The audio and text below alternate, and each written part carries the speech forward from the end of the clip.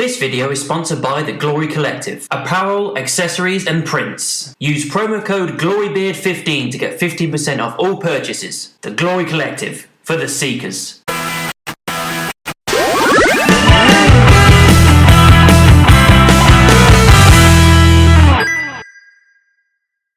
Hi guys, welcome to Beard's Eye View. This is going to be my spoiler review for Game of Thrones Season 8, Episode 1. As I said, spoilers all the way through this. It's going to be a spoiler-filled review. Make sure you've checked out the episode first before you check out this review. Spoilers all the way through. You've been warned. Jon rode a dragon, Jon rode a dragon. Oh, that was so fucking cool.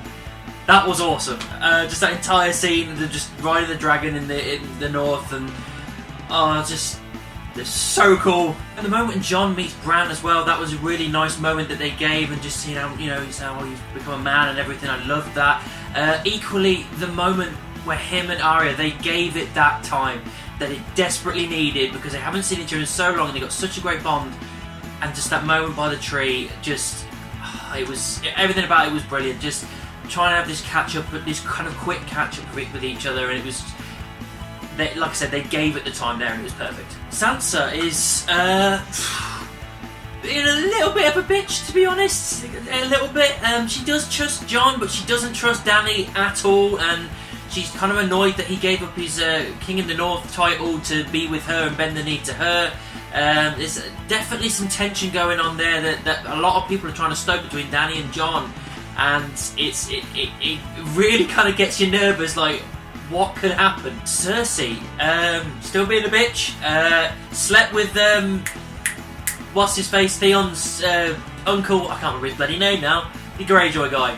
Slept with him, which is weird, and then she gave a proposition to Bronn, that giving him the crossbow and basically said, kill my brothers, kill Tyrion, kill Jaime.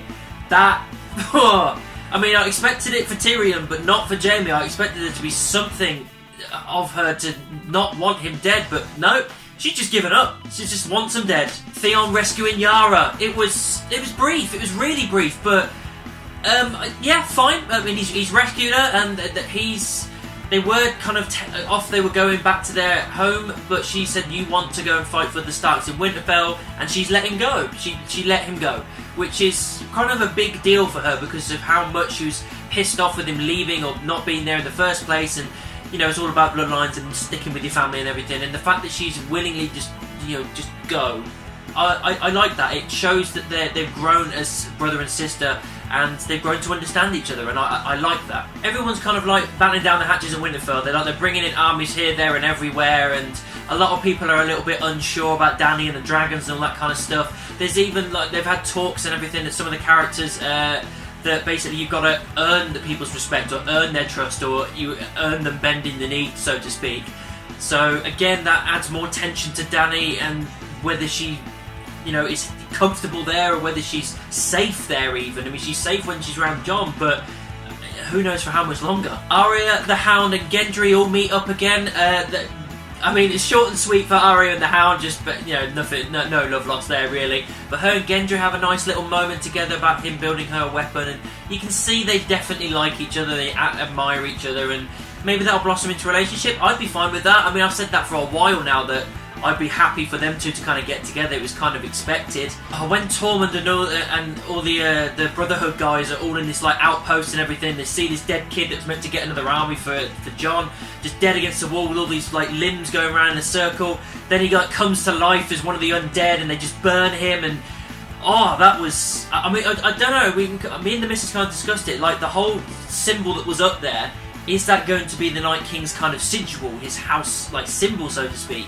That would be quite interesting, but that entire scene, my heart was pounding. I was like, this is it. Tormund and these guys are going to die. They're going to die. This is it. Someone's got to die in the first episode, and this is going to be them. Thank God it didn't happen. Jon knows. Sam told him. It was Bran and Sam kind of discussing and saying, well, you should tell him. Bran's like, well, no, he trusts you more than anyone. And Sam, down in the crypts, told him everything. The fact that his real mother is Lyanna, his father is Rhaegar? Yeah, I think so. And that he's a Targaryen / Stark, always has been, and he has the main claim to the throne. And he's not. I don't know whether he wants to believe him or not. He's really kind of because you realise if this is true, I've got more of a claim than Dany has. And is she willing to give up that claim? I don't know. Or whether he's going to do it as a joint thing. It really puts some like confusion into Jon. I don't know where this is going to go. But again, it's stoking the fire of tension between these two characters. And oh god, the final kind of shot we've got is Jaime arriving in Winterfell. It's just a person hooded with a load of other people coming through. He's kind of hiding himself away. Then he gets off, takes his hood off, and it is Jaime. And I mean, it didn't compute straight away, but then suddenly he clocks Bran. And he hasn't seen Bran since season 1. I don't even know whether he knew whether he was alive still. He just pushed him out the window and that was it. And then for them just to lock eyes and just that moment of just, I don't know what Bran's going to do or what he's going to say and what Jaime's going to do. Is he going to... I don't know how it's going to go down. But god, that was a really tense final moment, that was. Overall, guys, the premiere, or episode 1 of Season 8 for Game of Thrones was a good, solid episode. It kept the tension up where it needed to.